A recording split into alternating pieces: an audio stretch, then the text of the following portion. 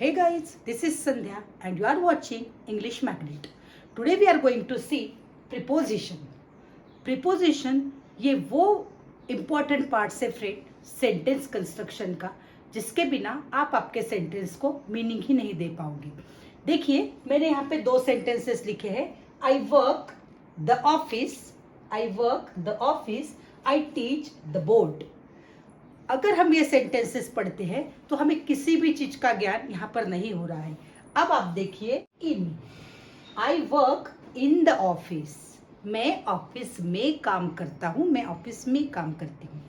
Here I teach on the board, I teach on the board. Now this two sentences have become meaningful. तो यहाँ पर ये जो इन और ऑन ये मैंने लिखा, ये प्रीपोजिशन है. तो फ्रेंड्स प्रीपोजिशन क्या है? प्रीपोजिशन ये वो वर्ड्स है जो नाउन या प्रोनाउन को अदर पार्ट्स के साथ क्या रिलेशन है ये बताते हैं. नाउन या प्रोनाउन का क्या रिलेशन है ये हमें बताते हैं या वो पोजिशन हमें बताते हैं. तो बहुत सारे टाइप है फ्रेंड्स इसके. जैसे प्रीपोजिशन ऑफ प्लेसेस, जगह से रिलेटेड, किसी प्लेस से रिलेटेड प्रीपोजिशन, वो हम सबसे पहले देखेंगे. और सबसे पहला वर्ड है मेरा इन. इन ये वो वर्ड है जो हमें बताता है किसी चीज के एनक्लोज्ड होना, अंदर होना, में होना. जैसे मैं कहती हूँ कि पेन मेरी बैग में है, राइट. इस चाय में शक्कर है, शुगर है, मैंने कहा तो इस वक्त मुझे इनका यूज करना है. अभी इनकी ही तरह और एक वर्ड होता है फ्रेंड्स इनटू. तो इनटू को हम कब ले सकते हैं? जब कोई चीज मोमेंट में होती है. जैसे हम बाहर से किसी चीज को ऐड करते हैं तो हमें इनटू को लेना है. जैसे I threw stone into the river, I threw stone into the river, मैंने रिवर में एक पत्थर फेंका. तो पत्थर तो पहले बाहर था, अभी मैंने उसे फेंका, मीन्स उसका मूवमेंट हुआ, उसका मोशन हुआ, अंदर जाने वाला मोशन हुआ, इसलिए मैंने इनटू लिया. लेकिन ऑलरेडी जो चीज अंदर है उसे हम इन कहेंगे. देखिए सेंटेंस लिखे हमने, he is in the car, वो कार में है. In the car, already in the car. Second, there is too much sugar in the juice, there is too much sugar in the juice. Next, I live in Mumbai. अभी इनका use हमें बड़ी city में रहना, इसके लिए भी हमें बताना हो तो हम बता सकते हैं in I live in Mumbai. I added sugar into the juice. I added sugar into the juice means उस जूस में ऑलरेडी शुगर नहीं थी, मैंने ऐड की, means that shows us a movement and that's why I have used into. तो सबसे पहला हमारा प्रीपोजिशन ऑफ प्लेस था इन और इनटू के अंदर होना. Second, eight. एट हम किसी स्पेसिफिक पॉइंट को बताने के लिए करते हैं फ्रेंड्स. जैसे the boy is standing at railway station, railway station पर खड़ा है. वो स्पेसिफिकली मैंने रेलवे स्टेशन को कहा है इसलिए वो रेलवे स्टेशन पर खड़ा है. जैसे आप देखिए, if someone calls you and ask you where you are, कहाँ हो आप, you will answer I am in the house, I am in the house, मैं घर में हूँ. ठीक है, अब मैंने इनका यूज किया, मैं घर के अंदर हूँ, घर में हूँ.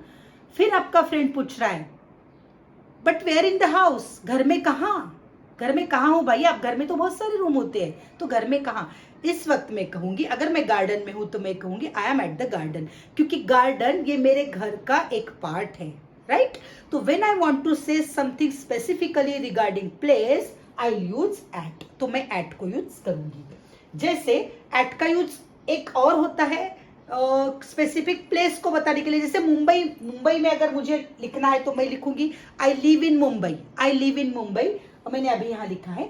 लेकिन मुंबई में बहुत सारे छोटे छोटे एरियाज होते हैं. अगर मुझे कहना है कि मैं माहिम में रहती हूँ, मैं दादर में रहती हूँ, तो इस वक्त मैं एट लगाऊंगी, क्योंकि मैंने स्पेसिफिकली आपको बता दिया कि although I am living in Mumbai, I am giving you the specific address of my house, so I write at. जैसे कि मैंने यहाँ लिखा है I live at Dadar, I live at Dadar in Mumbai. यहाँ मैंने इनको यूज किया है कि Mumbai is a big city but in Mumbai I live at this specific place. I live at Dadar, I live at Mahim in this way. So hope you have understood the use of in, into and at. Friends, अभी तक आपने मेरे channel को subscribe नहीं किया है तो ज़रूर कीजिए। ऐसे ही बहुत सारे इंटरेस्टिंग वीडियोस आप फ्यूचर में भी देखने वाली हूँ। लाइक और शेयर भी कीजिए। At specific point we have done. Third is on. On होता है फ्रेंड के ऊपर। टच द सरफेस, सरफेस को टच करके। Like this is my marker and this is my palm hand. अभी मैं यहाँ पर मार्कर रख रही हूँ, सो मैं यहाँ ऑन का यूज कर सकती हूँ। जैसे आई put my pen on my hand, I put the pain on my hand. तो ये दोनों, ये सरफेस को टच किया गया है ये पेन, इस सेंस में मैं ऑन का यूज करूंगी। जैसे मैंने यहाँ सेंटेंस लिखा है, the bag is on the table. Bag is on the table. Bag कहाँ है? टेबल पर है, टेबल के ऊपर है, टेबल के सरफेस पर है। Next is the cat is on the table. Cat कहां पर बैठी है? टेबल पे है। Already the cat is on the table. Okay, onto को मुझे देखना है ऑन की तरह ही ऑन टू होता है। जैसे इन इनटू था उसी तरह ऑन टू होता है फ्रेंड्स। तो ऑन टू ये वो वर्ड है जो हमें बताता है कि किसी चीज के ऊपर होना, सरफेस के ऊपर होना, लेकिन उसका मूवमेंट होना, वहां पर स्टिल नहीं होना। ये हमें स्टिल बताता है कि जैसे पेन मैंने रखा या वो चीज उस पर पहले से रखी है, लेकिन यहाँ पर ऑन टू हमें मूवमेंट बताता है। जैसे मैं पेन के लिए भी यूज कर सकती हूँ, I put my pen on to the hand, ये भी चलेगा। या pen is on the hand, अभी ये pen is on the hand, या I put my pen on to the hand. तो मैंने मूवमेंट किया यहां से यहां तक, इसलिए मैं इसे ऑन टू कहूंगी। उसी तरह जैसे देखिए, I put the bag on to the box. पहले से बैग ऑन द बॉक्स था, लेकिन मैंने रखा, तो मैंने रखा जो ऑलरेडी बॉक्स पर नहीं था, अभी मैंने रखा, that's why I put onto here. The cat jumped on to the table. यहां पर कैट पहले से थी इसलिए मैंने ऑन लिखा, अभी कैट ने जंप किया इसलिए ऑन टू लिखा, because it shows us a movement. Movement हुआ कुछ ना कुछ, इसलिए। तो एक ही बेसिक डिफरेंस आपको ध्यान में रखना है, इन इनटू में और ऑन टू में। इन और ऑन जो ऑलरेडी होते हैं वो, और ऑन टू और इनटू हमें मूवमेंट बताता है, right. So see above. Above मतलब के ऊपर और बिलो मतलब के नीचे। ये दोनों एग्जैक्टली अपोजिट है फ्रेंड्स एक दूसरे के। अबाव मतलब के ऊपर होना और बिलो मतलब के नीचे होना, वर्टिकली रखा होना। वर्टिकली देखिए, आप एक वॉल को इमेजिन कीजिए, आपके घर के वॉल पे आपने कुछ चीजें हैंग की है। फॉर एग्जाम्पल, सबसे ऊपर आपने कोई पेंटिंग लगाया है, उसके बाद क्लॉक लगाया है। तो इस वे में हमें अगर बोलना है तो हम बिलो और अबाव का यूज कर सकते हैं। देखिए मैंने एग्जाम्पल लिखा है, the clock is about the painting. Clock is about the painting. For example, this is wall, clock is here and painting is here. मैंने यहाँ पर एक पिक्चर भी निकाला है, this is clock and this is painting. The clock is about the painting and the painting is below the clock. मुझे painting के बारे में बोलना है तो मैं कहूंगी पेंटिंग क्लॉक के नीचे है, और क्लॉक के बारे में कहना है तो मैं कहूंगी clock is about the painting. So this is the basic difference between about and below. ये दोनों भी चीजें वर्टिकली एक दूसरे के नीचे या एक दूसरे के ऊपर रखी होगी, और वो अपोजिट वर्ड से दो। Now the next preposition, fifth number preposition is over and under. Over मतलब ऊपर और अंडर मतलब नीचे, but the biggest difference is without touching. अभी हमने अबाव और बिलो देखा, जो ऊपर और नीचे यही हमें बताता था, लेकिन जो वर्टिकली था, जैसे मैंने एक वॉल का एग्जांपल आपको बताया था, यहाँ पर दोनों भी चीजें विदाउट टचिंग ईच अदर। देखिए, कोई कैट किसी टेबल के नीचे जाके छुप जाती है, तो वो हो गया हमारा under. Over, moon is over the head, the sky is over our head, the fan is running over our head. Like these examples are related to over. So let us see the example. The roof is over our head. Over our head, हमारे sir के ऊपर है। Roof मतलब छत जो है, वो छत हमारे सर के ऊपर है। ऊपर है लेकिन वो टच नहीं हो रही है, इस सेंस में हमें ओवर को लेना है। The fan was running over my head. The fan was running over my head. मेरे सर के ऊपर फैन चल रहा था। Fan was running. Friends, was running लिया है मैंने, मीन्स ये मैंने पास्ट कंटिन्यूअस टेंस में लिया है। अगर आपने मेरी टेंसेस वाली वीडियो नहीं देखी है तो डिस्क्रिप्शन बॉक्स में जाके चेक कीजिए, वो वीडियो वहां दी गई है, उसे जरूर देखिए। The cat sat under the table. The cat sat under the table. Table के नीचे जाकर कैट बैठी है, तो वो टेबल को टच नहीं हो रही है। Table surface is here and the cat is sitting here like this. Next, she hid the ball under the table.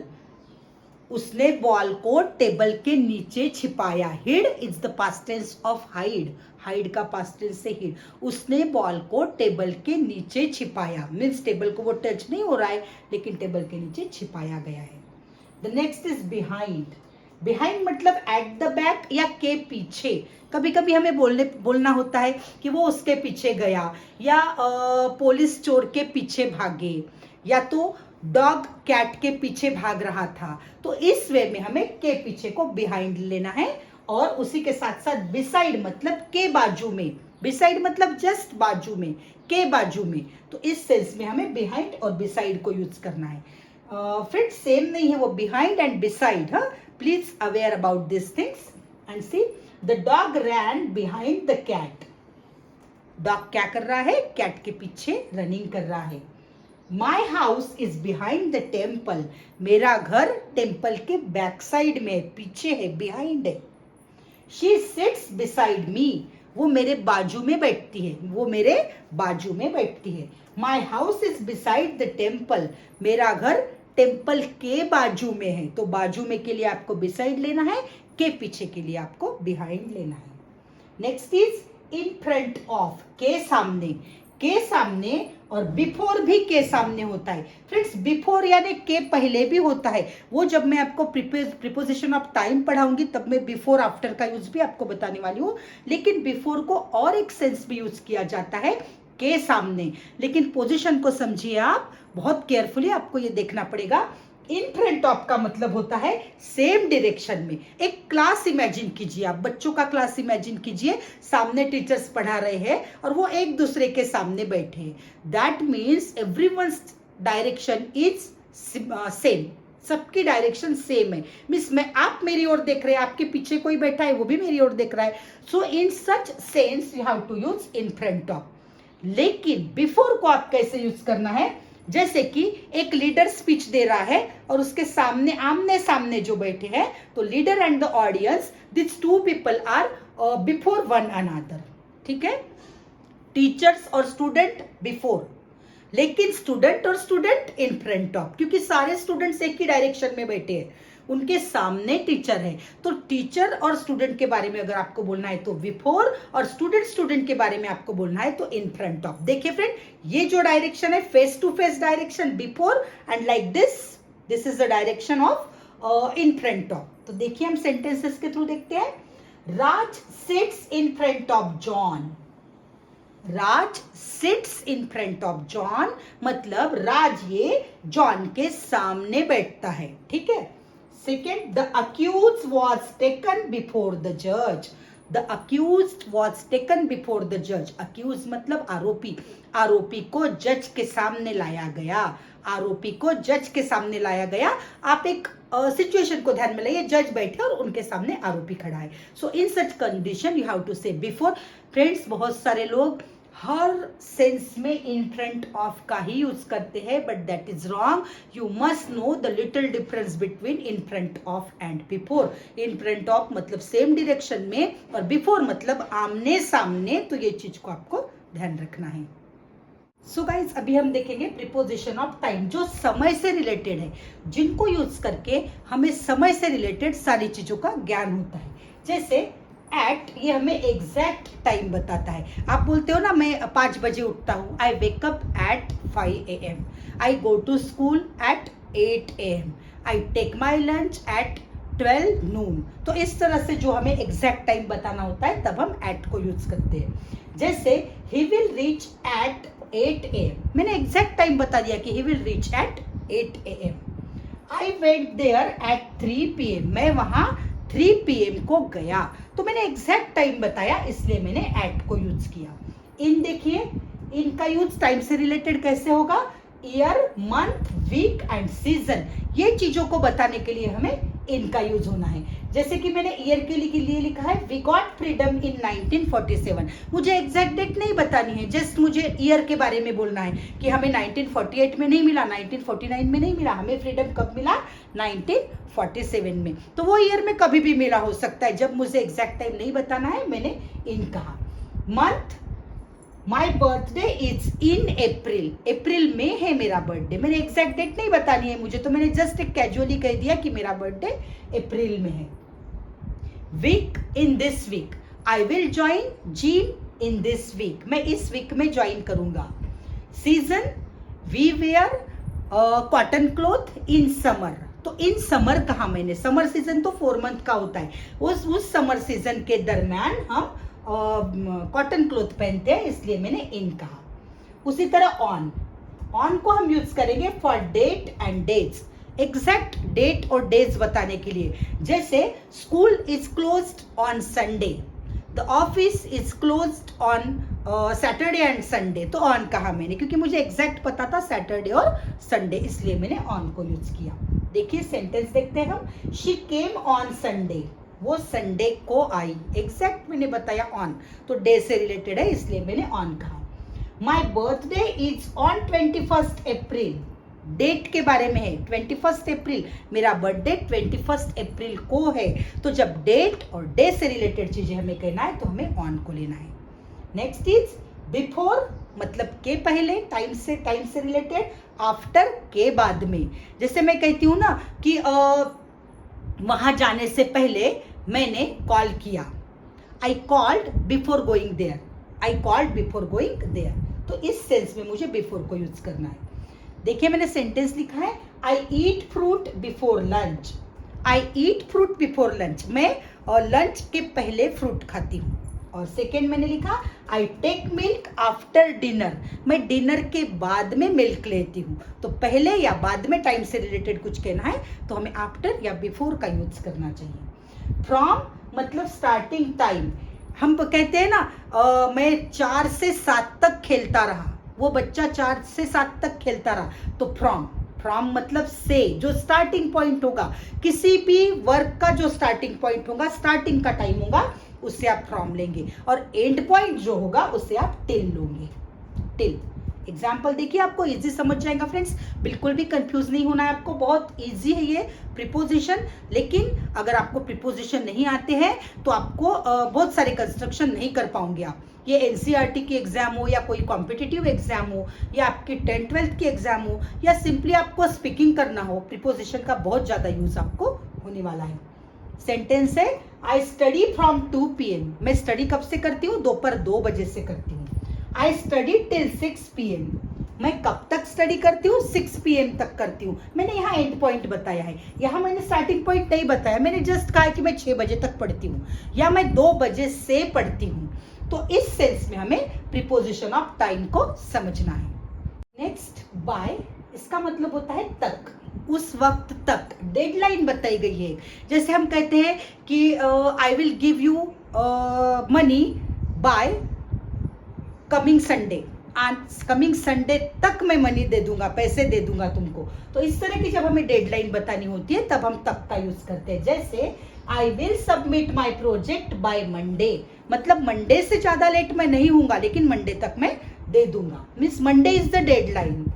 She will return my money by the end of year, end of year इस साल के and तक, sorry इस साल के and तक वो मेरे मनी वापस कर देंगी, मेरे पैसे वापस कर देंगी, राइट। फॉर, फॉर हमें बताता है पीरियड ऑफ टाइम और सिंस हमें बताता है स्टार्टिंग टाइम। फॉर मतलब हम टाइम से रिलेटेड यूज करना है लेकिन हमें एग्जैक्ट टाइम नहीं बताना है, 2-3 आवर्स, 2 आवर्स, 4 आवर्स, कितने बजे ये नहीं बताना है हमें, 2 बजे, 3 बजे, मंडे, ट्यूसडे, एग्जैक्ट नहीं बताना है, तब हमें फॉर लेना है। और जब हमें स्टार्टिंग टाइम किसी चीज का बताना होता है तो सिंस लेना होता है हमें। एग्जाम्पल देखिए, she has been studying for 2 hours, वो 2 घंटे से पढ़ रही है। तो मैंने एग्जैक्ट टाइम नहीं बताया आपको, 2 बजे से पढ़ रही है, 3 बजे से पढ़ रही है, 2 घंटे से पढ़ रही है, इसलिए मैंने फॉर को यूज किया। I started gym since Monday, I started gym since Monday, Monday से चालू किया मैंने मेरा जिम, तो यहाँ पर मैंने सिंस को यूज किया। तो फॉर और सिंस दोनों भी टाइम से रिलेटेड है, ये पीरियड ऑफ टाइम बताता है और ये स्टार्टिंग टाइम बताता है हमें सिंस। नेक्स्ट इज ड्यूरिंग, के दरमियान, के दरमियान, युद्ध के दरमियान, वो फ्रंट पे था, दरमियान ड्यूरिंग, तो ड्यूरिंग लेंगे हम। बारिश के दिनों में हम ये करते हैं तो ड्यूरिंग रेनी सीजन, इस तरह से हमें इसे यूज करना है। देखिए sentence, we remained in the house during कोविड-19। We remained in the house, we confined in the house, हम घर में ही एक सीमित होके रह गए, कन्फाइंड होके रह गए, सीमित होके रह गए, रिमेन्ड रहे, किस कब, ड्यूरिंग कोविड-19 के दरमियान। ये एक टाइम पीरियड था, तो स्टार्टिंग से एंड तक मतलब दरमियान, उस बीच में हम वहां रहे। बिटवीन जब दो के बीच में, और अमॉन्ग जब बहुत के बीच में। देखिए आपके पास कुछ भी चीज दो क्वांटिटी में रखी है, जैसे red and blue dresses are there and you have two choice, in such case you have to use between, means I will take one between this two, I will take any one between this two dresses. लेकिन बहुत सारे रखे तो आप among बोलेंगे, I will take any one among this all dresses. तो जब more than to की बात होती है तो अमॉन्ग, और टू की बात होती है तो बिटवीन। जैसे एक गर्ल किसी दो के बीच में बैठी है तो वो बिटवीन। यहाँ देखिए, she sits between Julie and Roma, she sits between, वो बैठती है एक रोमा और जूली के बीच में, तो एक साइड से रोमा है, एक साइड से जूली है, और वो उनके बीच में, इस सेंस में मैंने बिटवीन को यूज किया है। अमॉन्ग देखिए, I like banana among all fruits, सारे फ्रूट्स में से मुझे बनाना अच्छा लगता है। अब सारे फ्रूट्स मतलब दो नहीं है, मोर देन टू है, तो इस सेंस में मुझे अमॉन्ग को यूज करना है।